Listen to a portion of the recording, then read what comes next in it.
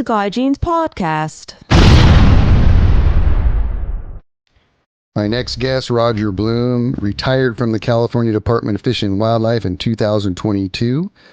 He served the California Department of Fish and Wildlife in many capacities since his start in 1994, including, but not limited to, Fisheries Chief, Inland Fisheries Program Manager, Statewide Native Fishes Coordinator, Heritage and Wild Trout Program Leader, and Regional Wild Trout Biologist.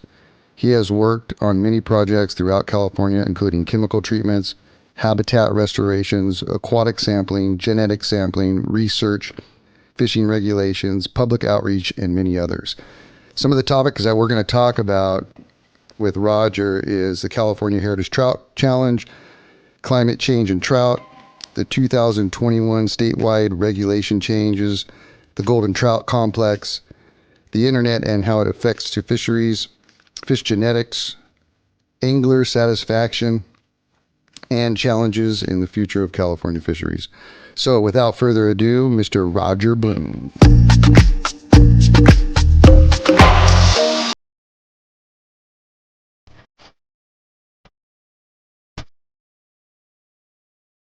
Roger, how you doing? I'm doing great. Good morning. Thanks for being on my podcast. Absolutely. So super stoked, man. I got so much stuff to talk to you about, which is going to be fun. You just recently retired, huh? I did. It's been right about a year now. What's that like? You know, it's pretty awesome, and it's kind of a cliche, but I feel like I'm busier now than when I was working, but it's a different busy, so it's just been great. I know. I saw you at one of the shows, right? And I think you were doing something there. Were you working, or were you just at the show? Let's see. So I'm currently, I guess I'm semi-retired. I'm working at fly fishing specialty, the fly shop in Sacramento. So there's a good chance I may have seen you at either the International Sportsman's Expo or Pleasanton. So I was working in their booth. You know, I had no idea you were working at a fly shop. Have you always done that? No, this is brand new. I am still learning that aspect of the industry, and so yeah, it's exciting and it's new, and I get to talk fishing, and you know, I've been a fly fisher for a long time. So and honestly, when I retired, I had all these prototype ideas in my mind of patterns, and I just started going to the fly shop. And I've known Rick Anderson, the owner, for years, and he just was like, you know, why don't you just work here? I said, you know what? Are you serious? He's like, yeah, why not? So that's kind of how it started. I don't know if they realize how lucky they are and that they have such a knowledgeable person working in the shop, man. He's super grateful, and you know, I can get off on tangents when we have some customers come in, you know, because I'm pretty passionate about what I used to do in a former life. But yeah, it's super fun working in the shop, and a great group of guys, and I love the shop and super proud of the shop and what we have. So yeah, it's been a great way to kind of segue into retirement. That's awesome. So let's talk about the California Heritage Trout Program, and for those who don't know, what is it? Yeah, so it's a angler recognition program that the department started in, I think, 2003. We initially started it in the process in 2000, and it stems from me going to shows and realizing that a lot of people, anglers specifically, didn't know of the diversity of native trout that we had in California. And so after going to show after show after show, I realized we got to do something to kind of change that. And so in 1998, we established the Heritage Trout Program, and a part of that was to promote native trout restoration and education. Mm-hmm. So about that time, the Wyoming Department of Wildlife, Fish and Wildlife had come up with the Cut Slam. So it was brand new. And so I reached out to those guys, Ron Rennick specifically. He was kind of the guy that created it. And I started talking to him about that and wanted to replicate it because I found it fascinating. My wife and I went there and we did the Cut Slam. And I was like, we got to have something like this in California. But we didn't want to do exactly the same thing. And that's basically a program that acknowledges anglers that catch for the Wyoming one, the 4 different cutthroats. And we have way more native trout than, just 4. So after about 3 years, starting in 2000 and ending in 2003, we came up with a program that acknowledged anglers that catch 6 native trout in California in their original watersheds. And we hemmed and hawed about the name. I threw out the California Heritage Trout 6-pack. That got denied. We had all kinds of fun trying to figure out that aspect, and the number too, because we have so many. So we got out a map and we figured out, we didn't want anglers to necessarily just do this in a weekend. They had to put some time in and do some research, because the education, the big part of it is learning where these fish live in the unique habitats. So we landed on 6. And so anglers that catch 6, they document and submit an application with a photo. They receive a certificate that's kind of customized to their catch with Joe Tomilari's images, and they also get a hat. So that's kind of it in a nutshell. I think the program is north of 500 anglers that have completed it to date. So right now we're kind of in a holding pattern for the Paiute, because right now, given our restoration, we had to kind of close that fishery down, at least the ones that would qualify. So hopefully in the future, that's a whole nother aspect in the story we could talk about. Anglers will be able to go after the Paiutes, and some anglers were lucky enough to get some early on in the challenge. But there's still plenty of opportunities to get the 6 if you put in the work and talk to folks like you and realize where those fish are. Here's some feedback for you, and let me clarify this. So you were the one of the people responsible for the Heritage Trout Program, it sounds like. Yeah, so that was early awesome. on. I spent a lot of years in that program, the Heritage and Wild Trout Program. In 2000, I was a regional wild trout biologist for Southern California, and that's when I came up with the idea and worked with Ron in Wyoming. So I spent a large part of my career either as a regional wild trout biologist or in the statewide crew running around doing wild trout work, and then moved on. But yeah, that was a large part of my career at the department, working in that program. Did you write the book that goes along with that too? Yeah, well, I ghost wrote it, so I had my staff write it so they could get some writing experience. But the design, the format, the concept, the artwork on the front, all of that stuff, I worked on for probably about 2 or 3 years. And so, yeah, did you get a copy of that? Of course, man. And yeah. I what a beautiful book. And don't quote me on this, but is that book free if people want it? It is, and there was, classic California bureaucracy. They wanted to sell it, and so initially, because it's a beautiful book, it's a coffee table type style. A lot of photos. We put a lot of effort into maximizing the photos and the maps. And have it as a guide. But I felt really uncomfortable, trying to make it and charge it to the anglers. So I found some grant funding, and we got an initial run to print the first version. They ran out of them. I've got some. Before I left, I asked the program lead, I'm like, hey, I'm working at a fly shop. I will be selective and try to get these out to folks, that show that passion. Yeah. But I do believe they're planning on doing another run, and hopefully those will be free as well. Yeah, I got one. I don't know where I got it. I think I might have got it from you at one of the meetings in Sacramento or something. I'm not sure. I wanted to make sure, because having them in the shop and having just like a shop copy, so especially where you're at with where you're juxtaposed to all those fish on the kern, in the club. So I really wanted the shops and the clubs to have one so they could use as kind of a reference. So I'm glad you got one. Well, feedback. I've got another question too, but I'm going to give you some feedback on, since you created that program, it's helped me guide people, in the areas where I'm at, for the golden trout and the little kern golden and the kern rainbow. And I just wanted to let you know that, that's created, some work for us down here. Awesome. I figured it would be. Yeah, man. Big time. Great. People come from all over the world, man, to catch golden trout. That's like a big deal. Yeah, we did. There was a period where, I was running clinics throughout the state for anglers that just, wanted to go out and So it was almost basically a free guided trip, and we would camp out at Peppermint and some of the other places, and I would take them down to the Forks and to Clicks Creek, and we would do the rounds. And that's probably one of the most enjoyable, rewarding things I ever did was, working with those anglers to get their challenge and take them to that unique place. So yeah, I'm glad you guys are seeing anglers still coming in and asking for that. That's awesome. So how many fish are there in the state of California? Native fish. Native trout. Yeah. Native trout, 11.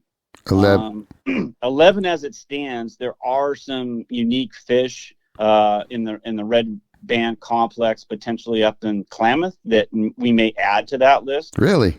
Cool. Yeah. I mean, that's the challenge, and we may touch on genetics, but as you go down that rabbit hole, we start to see some unique things get teased out.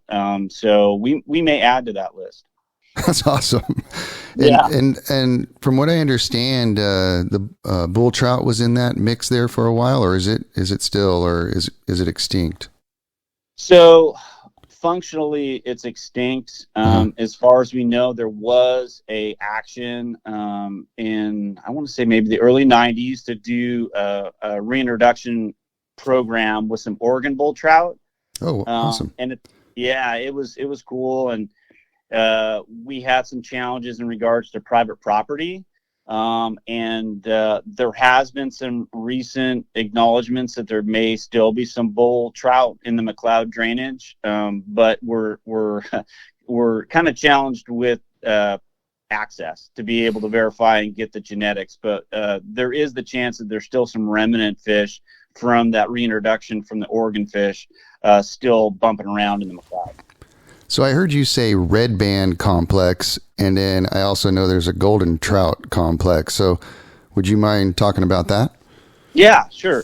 So you're well familiar with the golden trout complex, and that is the Kern River rainbow, California golden trout, and the Little Kern golden trout. And so we kind of refer that as the complex of that Kern basin, and where those fish are endemic.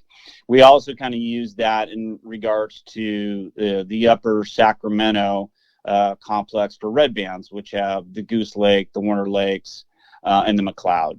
So we kind of use that terminology to kind of bundle those species and those subspecies in those areas. Okay. That's so cool. So I got a question genetically for you. So we have, Kern River rainbow, which they say has been, genetically spawned in with other rainbows that have been introduced into the Kern and whatnot. And over the years, they've been planting in the 20-mile section of the Kern, and basically from my shop up to the Johnsondale Bridge area, which is 20 miles there. They've been planting fish that don't spawn.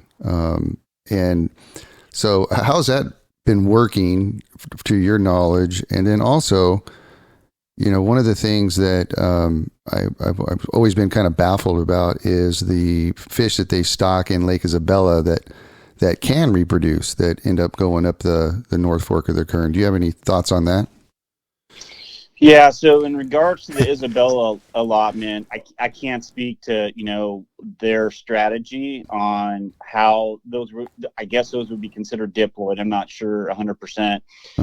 Generally, when, in regards to stocking, we created a process. That was another thing I worked on, was that the regional biologist would evaluate the risks associated with endangered species or native fish.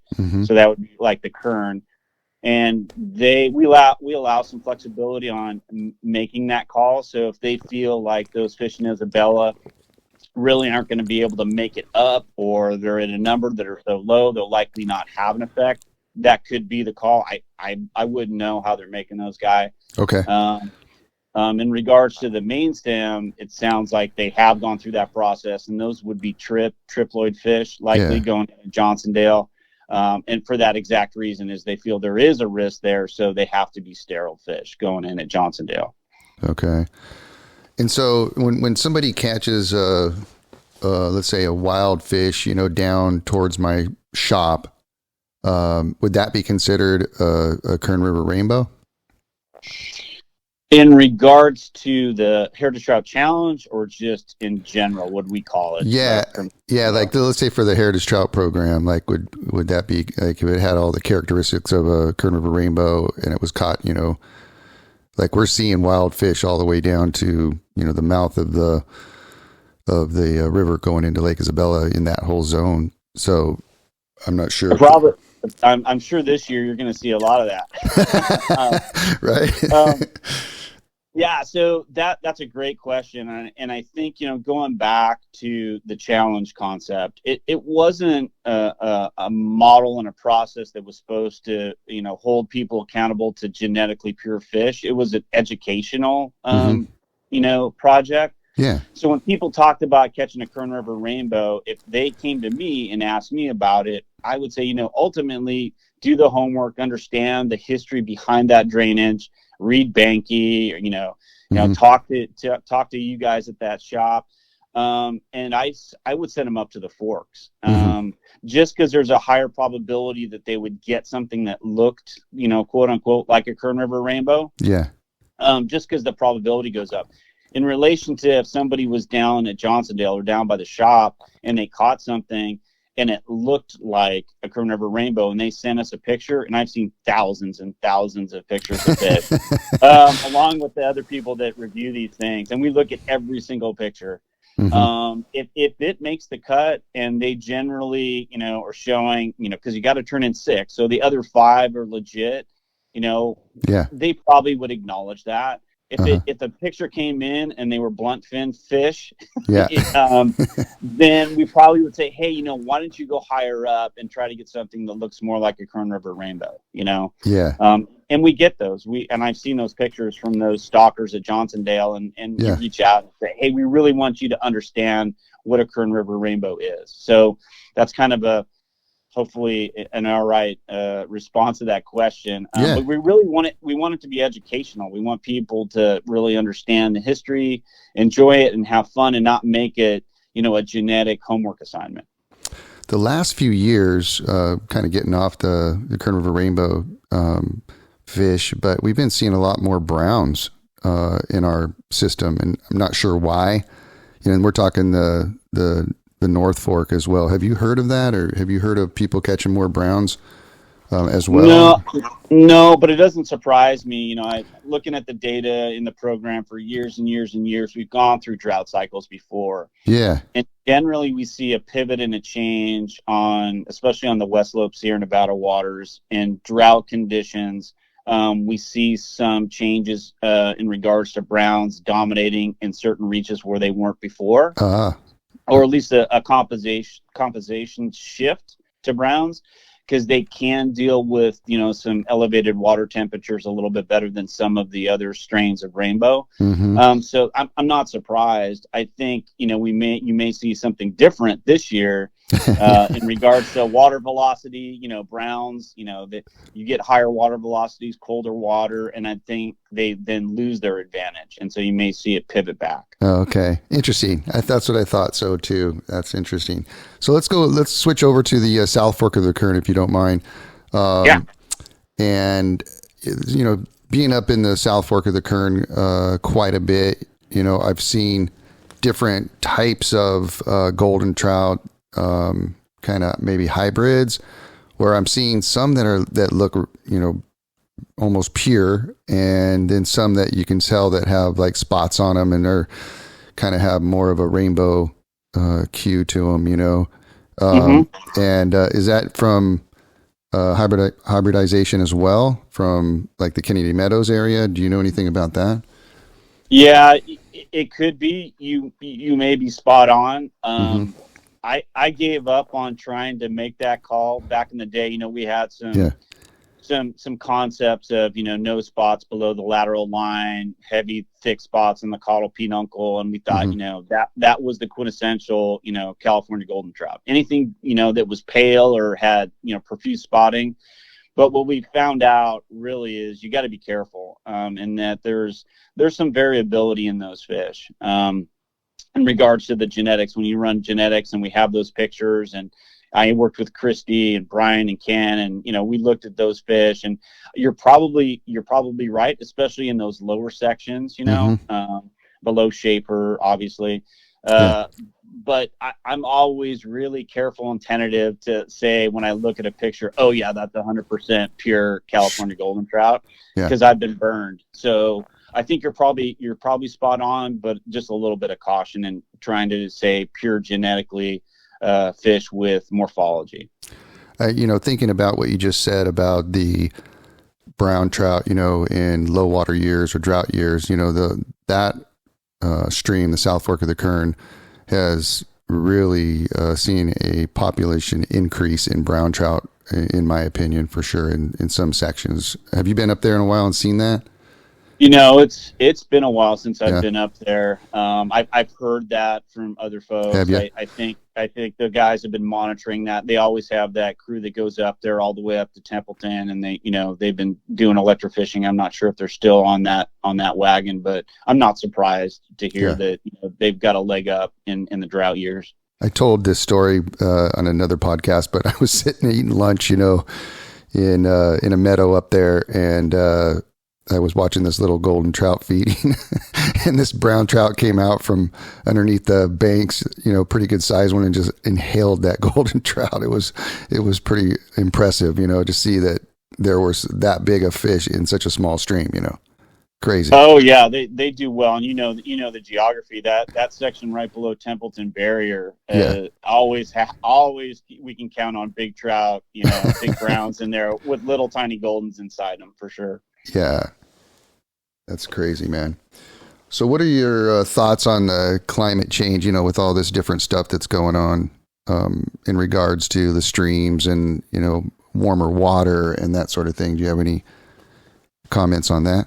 Yeah, it's pretty spooky, to be honest with you. And, we kind of got lulled into some different things. And obviously, you probably remember we did a golden trout rescue when those fish up there at Volcanic Creek were getting in a pretty bad situation in regards to desiccation of the habitat. So you got that one. That's pretty obvious. The thing that scares me the most about that is these wild fluctuations. So we have a drought year, and then we have this year. And one thing that people don't always realize, in the drought condition, we saw hyperfreezing events. So in those upper elevation streams, especially for golden trout, if you don't have sufficient snowpack, I mean like zero, there's not an insulating layer, and those streams can freeze all the way down to the bottom. Interesting. So we had some pretty significant efforts in the drought years to go and look at populations throughout the state and evaluate those risks. And what we were seeing is a declining population, and we always kind of thought, well, it's the streams are drying up. But what we failed to do, because it's difficult, is to go in the middle of January. But through the Paiute Restoration Project, we started to go and look at those conditions, and we found that we were likely losing fish in the middle of winter because there was no snowpack to insulate the water. So it was like a double whammy on the drought years. Now you stack that, like last year we had, pretty significant drought conditions, or at least a lack of precipitation. Then you got this year, which is, the polar opposite. And the other thing, it's everybody thinks, oh, this great water, we've got all this snow, but what ends up happening is you've got a late spawn on those upper elevation, native trout populations, and they're coming out of the gravel sometimes as late as August.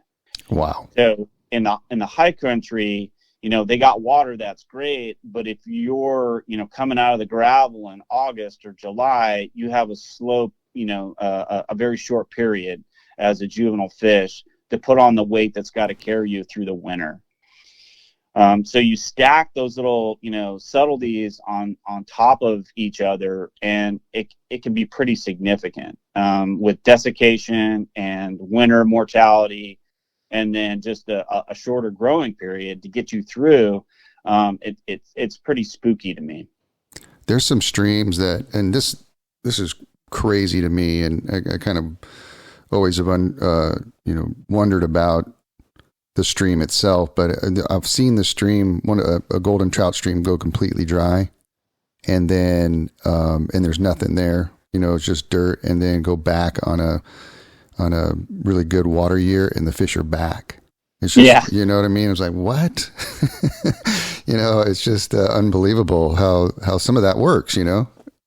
Yeah, we saw that in our we called it the drought assessment, and if people are interested, it's on the website under the Wild Trout Program. It's pretty cool reading.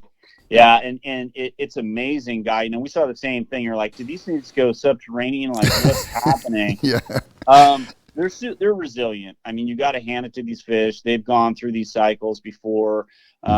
We've also saw some really amazing things on the McCloud where we would track those red bands, and we would have a good water year, and we would go in and look, and there wouldn't be any fish, even though there was bank full, 50 CFS, and they weren't there. And then we would go into a drought cycle, and those particular areas of the creek were the ones that dried up. So there's really cool like sight fidelity and range fidelity of these fish that have, over time, somehow figured out that those areas are not conducive for long-term, stability for them. And then you've got areas that, go completely dry, and there's a lot in the low elevation Kern Basin, and they repopulate those because they're highly productive, and those fish can get access to them, right? Either from the top or the bottom, and they're just amazingly resilient all the way around. Are you seeing you're up in the Sacramento area, I'm assuming? Yeah. Are you guys just seeing huge amounts of water as well? Because it's been insane. I've never seen anything like, and it's more of the snowpack, right? I mean, we had some rain on snow events. I know the Kern. I saw videos of the Kern. It was amazing, just insane.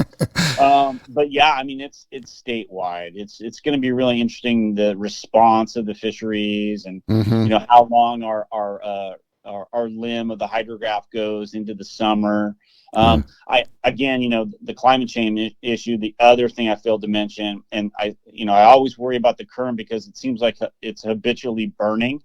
Right. I don't know why. I've seen every mountain burn, man. Yeah, it's crazy. And even burned twice. Like the little thing drove me crazy and gave me gray hairs because it would burn, and then 3 years later it would burn again, and we'd go back and make sure the fish were there. But these fish are resilient. They can take high water, and same with the bugs. But when you add that silt and from the post-fire issue, then that can really do some damage. And you saw the Kern, and all the sediment that worked through there over the years. So I'm sure you've experienced it. I've experienced a lot of the river just getting hammered in different times of the year, silt and fires and runoff. But this year, I've never seen it so big. For one, at 46,000 cubic feet, it was just unbelievable. But I was down there a couple of days ago, just checking out areas, close to where it comes into the lake, and it's carved out new runs and just looks amazing. Like, I'm just going, whoa, look at this. It just created a whole new river channel in some areas, Yeah, and I see that when I used to travel the state. We would see that on, high flow events, the 97 event, the 07 event, and some of these, if it's the right condition, it can really do wonders for, a stream or a river, right? Yeah.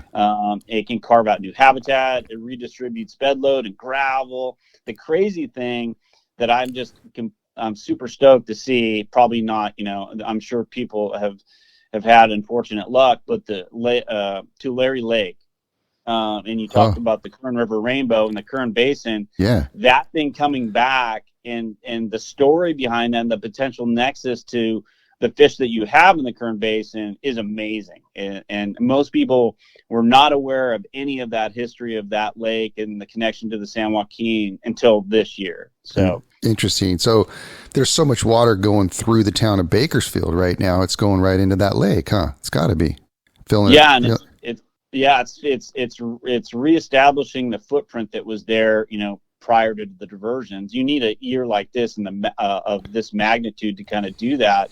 But it's kind of got people thinking back into the 1800s when that lake was there, which gets back to the origin story of, access of coastal rainbow trout to the current, which, a lot of people forget that, that was a thing that happened at one point. Yeah. So I want to talk about the state regulation changes. And the reason why I want to talk about that is you were involved in that. And I remember actually traveling up to Sacramento to hear, you speak and some other associates of yours speak.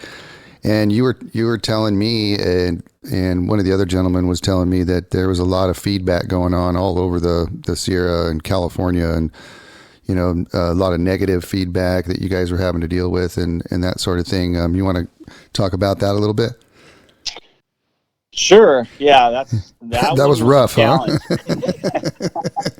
That one was a challenge, and yeah.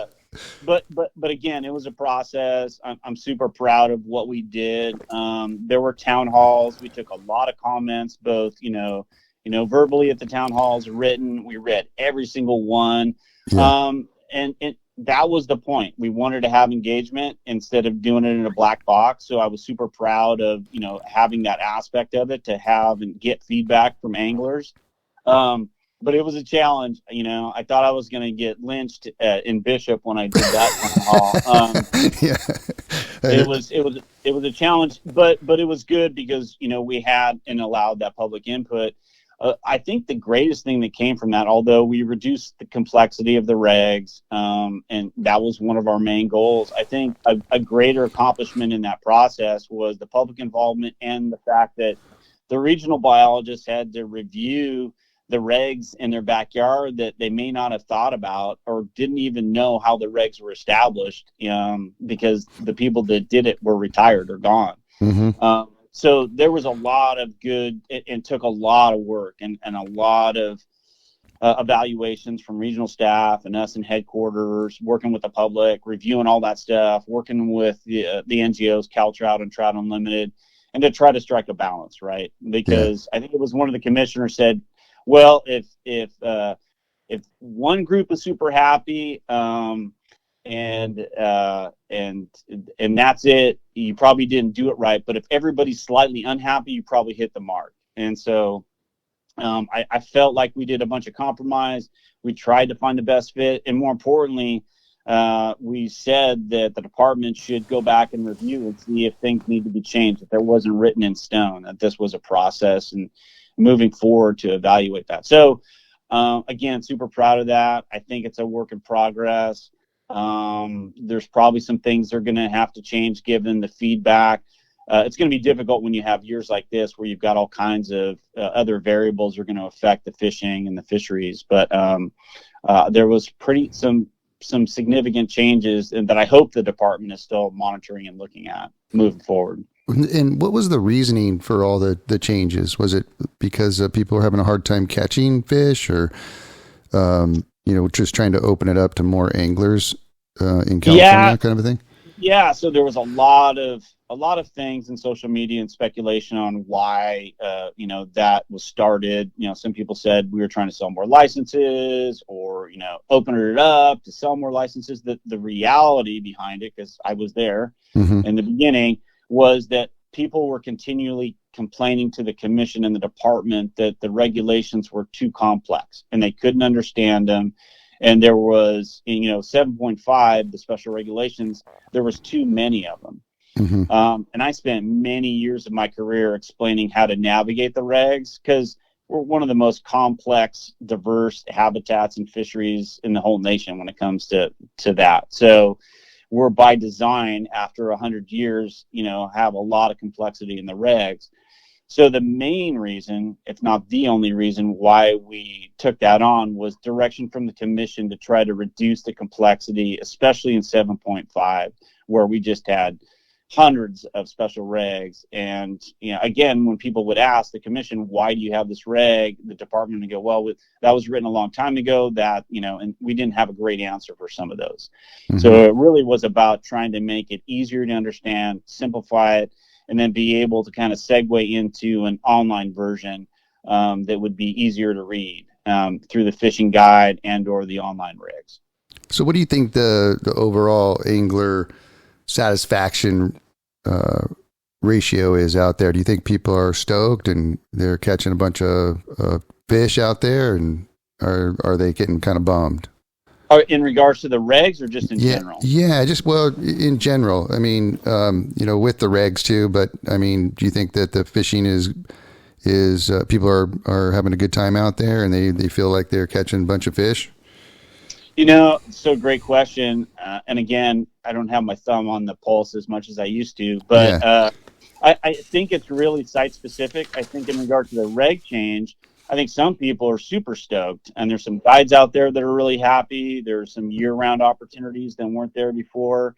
I think there's some people that really like the way things work. Nobody really likes change generally. So I think there's some anglers that are upset with it. I think some anglers are stoked about it. Yeah. I think that there's this overlay also. There's things that I learned through that process where you have resort owners that like to shut down the resort and their facilities and take a break. And so year-round angling, when they don't necessarily generate revenue through their business, maybe they don't like it. Yeah. So it was a mix. It was really a lot of social dimensions, epiphanies that I had going, oh, I never thought about that. Like, those are really important aspects to consider when you're doing the regs. It's not just biology. It's more than that. But we had this other issue, especially on the east side, where we had hatcheries and disease outbreaks, right? So we had allotments drop. So I think people weren't happy about that because they weren't catching the same amount of fish that they were catching. And then I think generally around the state, people are still getting used to and understanding the reg changes and these fisheries. But the climate, the drought, even high water makes it difficult for people to have really good angling experiences because it's either too warm, like we went through hoot owl recommendations on some of the waters when they got too hot during the drought. Yeah. And then it gets too high, and so it's unfishable, and so anglers are compressed in different areas, or they can't fish. So one of the things I did before I left was a comprehensive angler survey, which was mailed out and provided online for anglers because we hadn't done one since 1983. So the department has that data to kind of just get at the basis of, are anglers happy? What do they like to fish for? Do they like striped bass? Do they like sunfish? And I think hopefully they take that data because it's super valuable, and we did the survey scientifically, so it's pretty robust to reflect California anglers. Hopefully they take that along with all the other input that they get to make sure they're focusing their energy to manage those fisheries so people are having good experiences. But some stuff like drought and high water is kind of out of everybody's control. What is the number one game fish in California? Trout. And then what do you think? What's next? I think the next, so just to kind of summarize that, I don't have the report in front of me, but I saw the data before I retired, and surprisingly, maybe not to you, you're turning into a warm water guy if you aren't already. So sunfish, dude, bass and striped bass, and so bluegill, bass, striped bass, and catfish.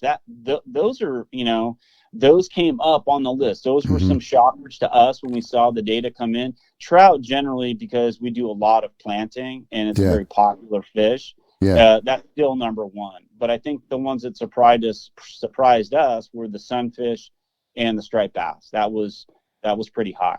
Yeah, fun fish to catch for sure. So what about hatcheries? And do you have any info on Kernville hatchery, the poor hatchery we have that has weeds growing all around it and stuff right now? Do you have any info on that?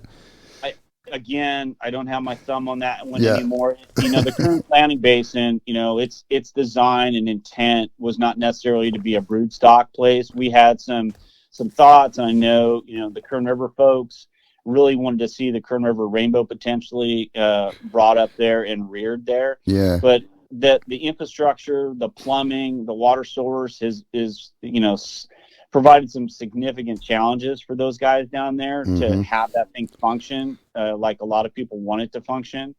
So I don't know where they're at. I know that, the regional staff, Brian, and and the staff down there have been trying to figure out a solution and to make it work. But again, it takes money, and potentially just from I think the water source is a big issue down there, where they pull the water to run that thing.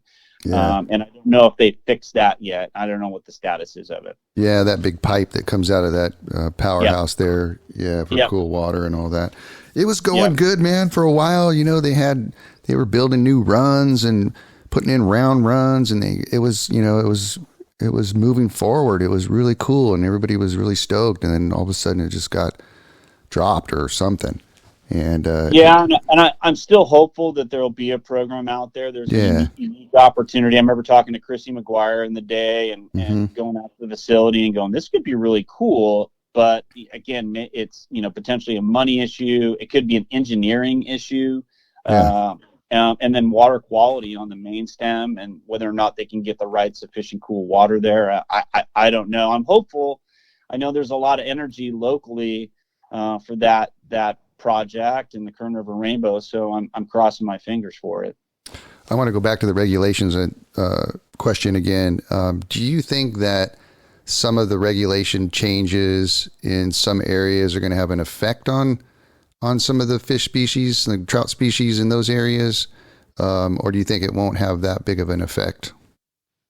And that's a great question. One of the things, we struggled with early on in 2007, we did 10 waters that we opened up to winter fishing. And that was initially, Hawk Creek and the Upper Owens. There was a whole suite of them, right? Yeah. And so that was a question, like, how are you guys going to monitor this, and will there be an effect? Generally speaking, it's my feeling that it takes a lot to affect a fishery, believe it or not. And specifically when you have a catch and release regulation, it's even harder to have a significant effect. If you have over harvest or poaching, which is just illegal anyway, then there's the potential for something like that to happen. But generally, most of those waters were evaluated for that effect. And in the 2007 bin, we went really conservative and did a catch and release during the winter season, so it was a split season. Is there the potential for that to happen? Maybe, but I think a lot of it is going to be self-regulating, especially in the wintertime, if that's what we're talking about, because the fishing's just tough. The fish get really slow, their metabolism drops, they're hard to catch, and the access gets really difficult. So in the 2007, when I followed all those waters that we opened up, it was really self-regulated. Generally, the fishing was poor unless you hit the right afternoon hatch or you were there at the right time. It really didn't seem to have effect. The biological data, when we went back and looked at all of those waters, generally, either the fishery was either stable or likely was affected by something else. So like the drought and high water is going to have way more an effect than a regulation change.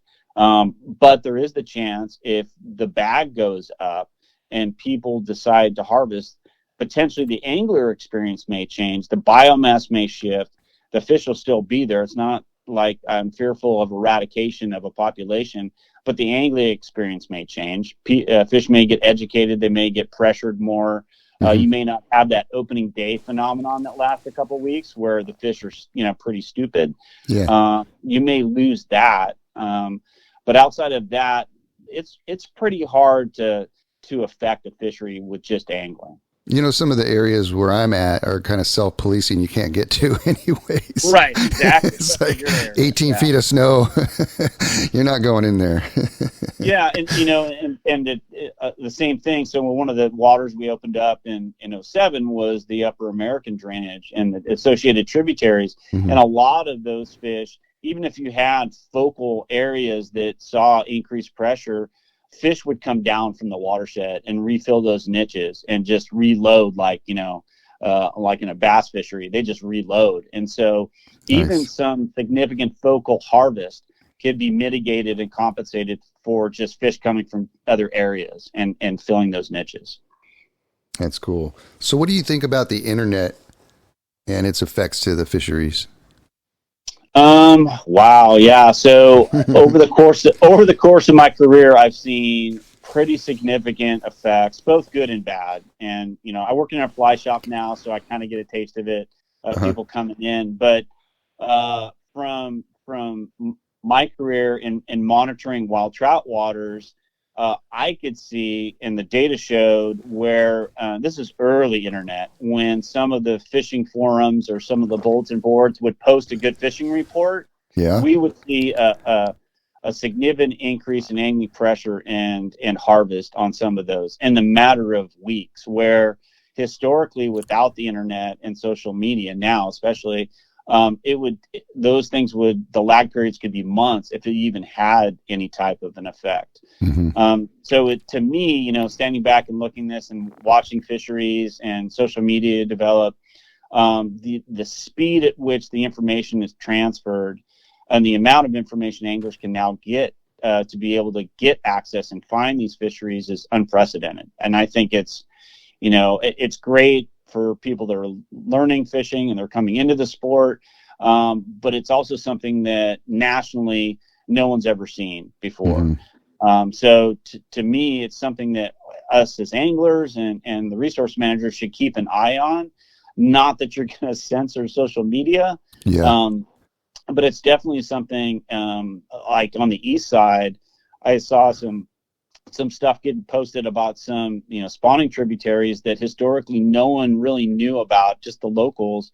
And within days of one social media post, they're all over the place. And they're all over the spawning tribs. And so I think it's really, really powerful. It's a powerful tool. It's a powerful effect. And it's one that, as fisheries managers, we've never had to deal with before, but it's something that needs to be kind of thought about, considered, and spooled into the mindset now. The same thing's going on in the surfing world. They have cameras at every surf spot. Yeah, it's exactly. crazy. And you could just go on there. Oh, it's surfing good there. It's good waves. Going back to you're talking about a fishing blog, fishing report. I back in the day I had the Kern River fly fishing blog, and it was just going off at one time. It was really well received, and a lot of people were on it and everything, and conversations and pictures and arguments, and it was just it was like almost like a full-time job mediating that thing, right? And eventually I just dropped it and took it all down. It was just too much. But you're right, man. It was there's a lot of hot spotting, they would call it, where people would show different places and people would be able to figure out where they were and stuff, and that definitely could have an effect, for sure. Yeah. And going back to the Heritage Trout Challenge, Andrew Harris, if you know Andrew, he and his, I guess, girlfriend or fiance at the time, he was writing articles in Cal Fly Fisher about the challenge, and he was super excited about it. That's gonna, he's got a conservation background from UC Davis, and I remember reaching out to him saying, I love what you're doing. I love the fact you and Katie are going out, but realize if you name names of the creeks, you're kind of robbing some of these anglers from doing the research and learning the stuff on their own instead of, getting on the internet. And that's, maybe I'm old fashioned and I grew up a different era, but, putting the time in on the water and learning these watersheds, as opposed to watching a YouTube and figuring out the background and where those people are fishing, I think, is better for the resource. It makes you a better angler. And in many cases can have an effect on the fishery, especially like on the Heritage Trout Challenge. These are little tiny creeks sometimes. And so, and Andrew was super cool. He goes, I didn't even think about that. Yeah. And he was super, he's a cool guy about it. Yeah. So, but yeah, it's definitely something to consider, all of that moving forward. I don't know what you do about it. I think it's just another ethics thing that anglers are going to have to consider moving forward. Yeah. Do you think that there's people in the fish and wildlife that are as passionate about fish species as you? Like I've known a few of you guys over the years that are so passionate. Christy McGuire and other biologists in my area that literally dedicate their life to fish and the resources around them and whatnot. And is there people in the fish and wildlife that are as dedicated as you were and as those guys? I think there's still some. Mm-hmm. I I think maybe I was an anomaly, and I had a lot of guilt, leaving the department because there was expectations for me to do more things and to step up into leadership. Yeah. But I that had run its course. I still think there's some great people in the department, but there has been a fundamental cultural change in the department in regards to that. Mm-hmm. I still think there's a lot of people out there, but even in the collegiate programs, we just toured Oregon with my youngest looking at biological programs. And I think there's been a shift because I remember trying to recruit, wild trout biologists, which I thought was the greatest job ever. And Yeah. we had a hard time finding people. So I Interesting. think it's just, yeah, I mean, to me, it was the greatest job on earth. Like, Yeah. I would have done it for free, when I was young. Yeah. But it was really shocking to me as we recruited and trying to, mentor people coming into the department that there's just this fundamental change, and it's not just California, it's other programs as well, where they're shifting and looking more at different conservation aspects, more ecological function, and less of that traditional wildlife and fisheries management. And then, to couple it when you're just an avid, passionate, rabid angler, I never turned off my brain when it came to work. Like, if I wasn't working, I was thinking about where we were going to go and find the next wild trout water. So I think there's still people out there, but there definitely has been a shift in those passions and the amount of people that are out there that we can recruit. So what are some of the challenges for the California fisheries that we have? Well, we kind of touched on climate change. That's one for sure. And water allocation, no one likes talking about it, but we all know that Right. at least in the Central Valley and elsewhere, that's an issue, right? There's just a lot of people and not a lot of water. Mm-hmm. The other thing, kind of touching on when we talk about anglers, is the drop in anglers in their participation. We may have good license sales, but I think the one data point people fail to look at is the fact that, our license sales are, staying at whatever, 2.5 million or wherever they at, but we're still growing as a population. So, back in the day when I was growing up in California, the trout opener, my buddies, everybody at some level with their family went fishing, right? You didn't, maybe not rabid, but, I look at my sons growing up and there's not that in the community, at least in Sacramento. So I think there's still, decent numbers of anglers in California, but the representation of anglers per capita in California politically it is dropped considerably. And so that's going to be a huge challenge to have a seat at that table within the state to be able to get the resources and maintain the fisheries. And we talked about the internet. That's another one that gives me cold sweats. The other one that's kind of a sleeper is the anti-angling constituents. I had a file when I was at the department. Hopefully they kept it, that I followed in different parts of the world and the nation. That one also scares me. And I kind of helped ghostwrite a bill opposition in regards to the ban on fur sales. I don't know if you heard about this guy, but No. So there was a ban that was passed in California, and you're a shop guy, so we have Wapsi and Hairline at Specialties, and Wapsi's interpretation of this legislation in California was that they couldn't sell us fur. And so no rabbit strips, no zonkers, nothing. I interpreted it a little bit different, but we had to look at other sources, one of which is Hairline, and that's in Oregon. And Oregon had an identical bill that they were trying to move through to ban the sale of fur products, which would impact a ton of fly tying material. Yeah. So I helped kind of write up an opposition and revision request on behalf of Specialties with Rick's oversight, and we submitted it to the Oregon legislature, and luckily they canceled the bill outright, so it's gone.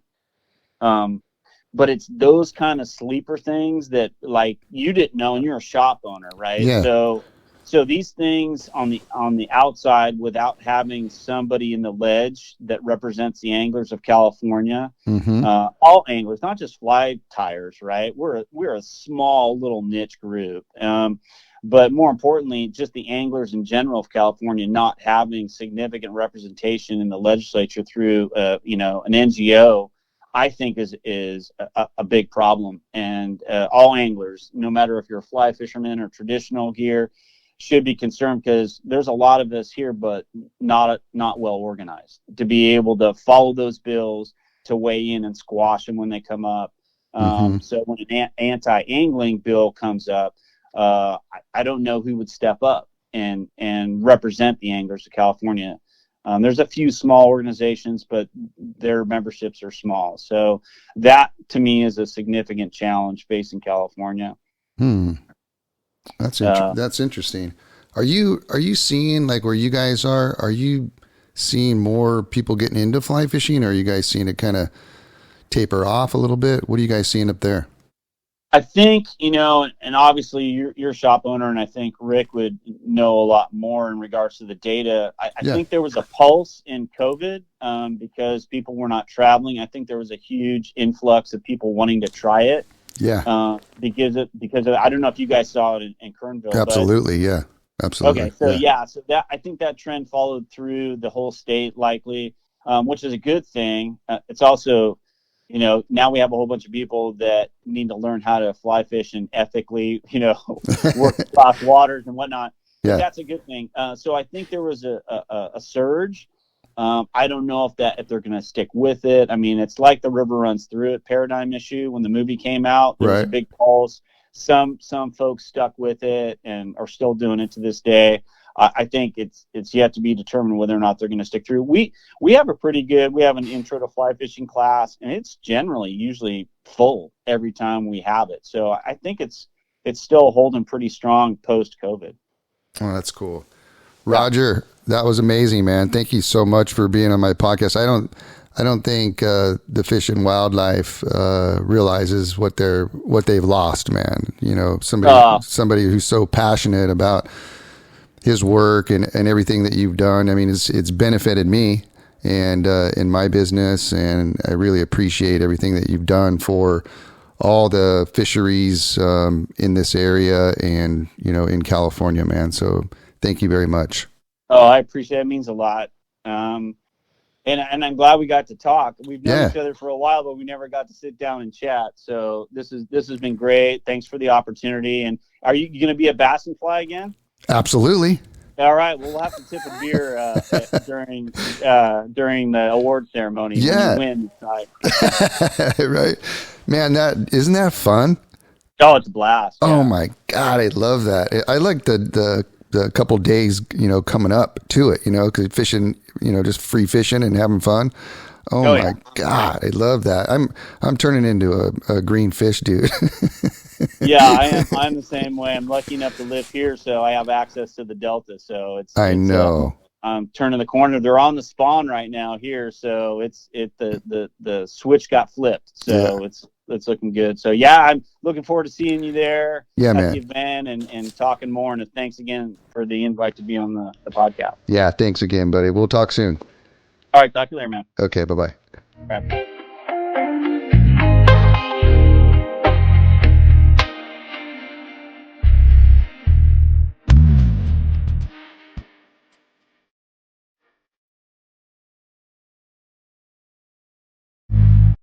It's a Guy Jeans podcast.